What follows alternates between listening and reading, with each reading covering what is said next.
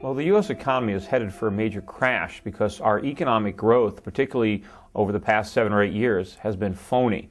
Because our growth has been a function of how much we've borrowed and spent, not how much we've saved and produced. Because you had millions of homeowners that really thought they won the lottery. They looked at home prices that had been bid up in a speculative bubble and assumed that that equity was legitimate wealth, and they borrowed trillions of dollars collateralized by that, expecting that by the time the payments reset higher, they would have all this extra home equity that they can also tap into. And now that that is not panning out, Americans are losing their home equity. They're saddled with trillions of dollars of mortgages that we really can't afford to pay. And all the consumption that went along with the perception of real estate wealth is going to evaporate. And now you're going to see a collapse in our economy because it's 70% consumption, and we can't consume anymore because we can't borrow money from abroad to do it, and we don't have the home equity. There's basically two premises or two parts of my book. The first part of the book is to really explain what's going on. And in fact, people reading my book today have the benefit of the fact that a lot of the predictions I've made have already come to pass. I mean, especially my chapter on bursting of the real estate bubble, the coming real estate debacle. Pretty much everything that I wrote has panned out, and it's gone exactly the way I wrote it would.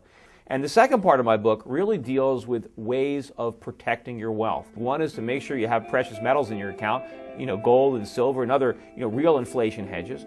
And then, rethinking your stock portfolio. The idea is to sell your U.S. stocks and replicate a portfolio of diversified stocks outside the United States. There's a lot of misinformation or disinformation deliberately put out by the government about inflation because government creates inflation, but they don't want anybody to know that. So they try to confuse the public into believing that inflation is rising prices rather than the result of inflation, which is the increase in the money supply.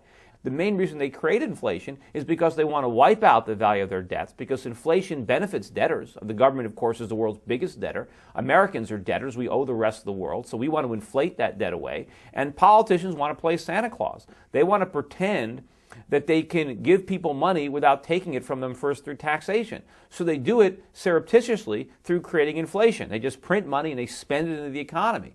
And people get that new money and they think they're getting a benefit from government. But all government is doing is debasing all the money that's already out there. So sure, you get a little bit more money, but now you need more money because everything costs more.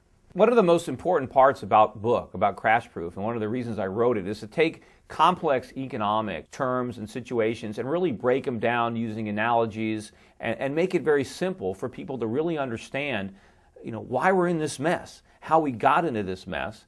And it's a great book to do that. I mean, in the introduction, it's America.com, The Illusion of Wealth. And in the jacket of my book, I wrote about that our economy was a house of cards. Impressive on the outside, but a disaster waiting to happen beneath the surface. And so I think that crash, that collapse that I envisioned, has already begun.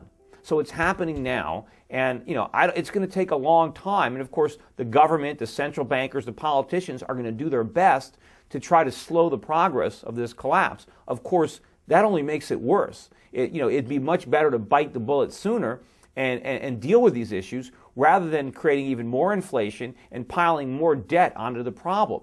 So you got to understand what's happening, and then you got to protect yourself and your family from the consequences.